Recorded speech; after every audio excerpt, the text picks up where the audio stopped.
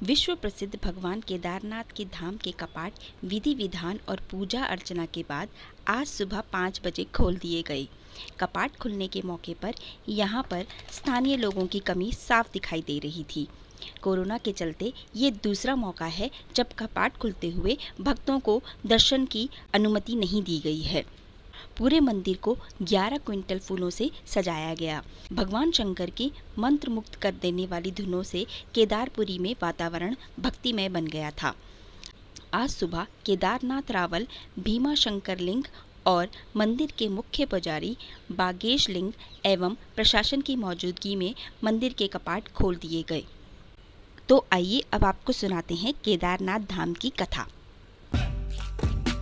केदारनाथ को हिंदुओं के पवित्र स्थानों यानी 4 धामों में से एक माना जाता है। धार्मिक ग्रंथों के अनुसार 12 ज्योतिर्लिंगों में से सबसे ऊंचा ज्योतिर्लिंग यहीं पर स्थित है। हिंदू धर्म के पुराणों के अनुसार शिव धरती के कल्याण हेतु 12 जगहों पर प्रकट हुए थे, जिन्हें 12 ज्योतिर्लिंगों के रूप में जाना जाता है और हिंदू धर्म के पवित्र 4 धामों में भी केदारनाथ शामिल हैं। केदारनाथ मंदिर भारत के उत्तराखंड के रुद्रप्रयाग जिले में स्थित है।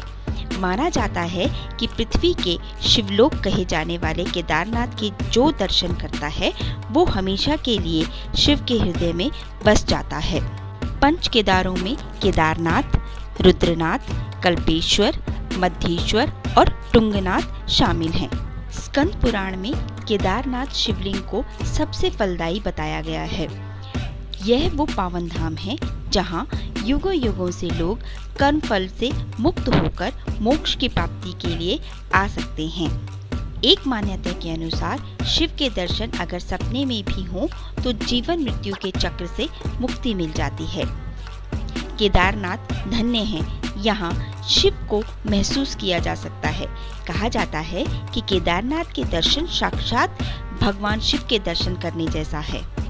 केदारनाथ के साथ शिव के अंग जहाँ जहाँ भी प्रकट हुए उन्हें पंच केदार कहा गया है।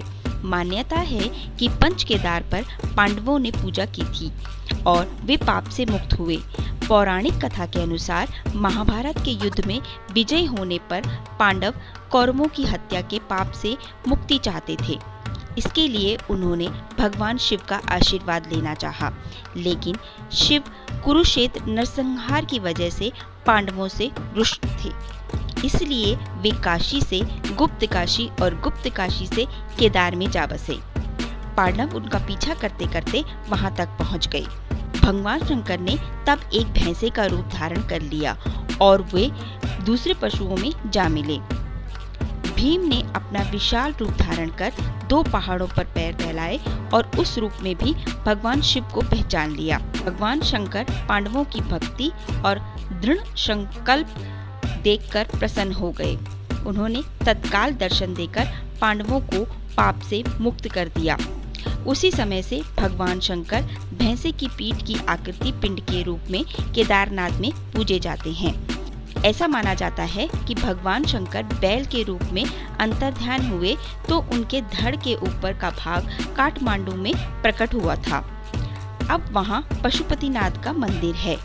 शिव की भुजाएं तुंगनाथ में, मुख रुद्रनाथ में, नाभि मंदेश्वर में और जटा कल्पेश्वर में प्रकट हुए थे।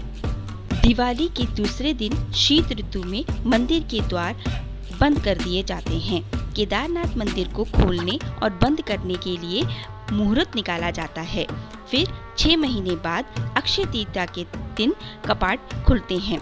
मंदिर में 6 माह तक दीपक जलता रहता है।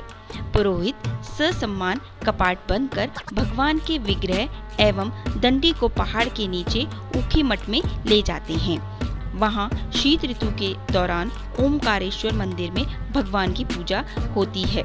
6 महीने बाद मई में केदारनाथ के कपाट फिर से खुलते हैं।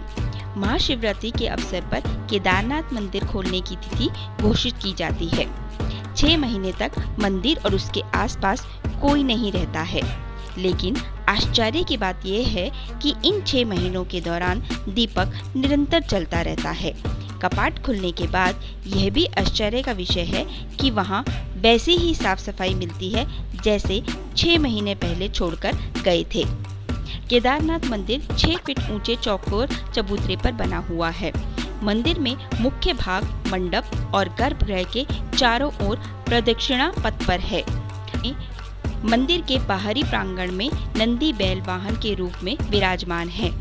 केदारनाथ मंदिर 85 फुट ऊंचा, 187 फुट लंबा और 80 फुट चौड़ा है। इसकी दीवारें 12 फुट मोटी हैं और बेहद मजबूत पत्थरों से बनाई गई हैं। मंदिर को 6 फुट ऊंचे चबूतरे पर खड़ा किया गया है। आश्चर्य की बात है कि इतने भारी पत्थर को इतनी ऊंचाई तक लाकर तराशकर कैसे मंदिर की शक्ल दी गई होगी। खास तौर पर यह विशालकाय छत खम्भों पर कैसे खड़ी होगी। पत्थरों को एक दूसरे से जोड़ने के लिए इंटरलॉकिंग तकनीक का इस्तेमाल किया गया है।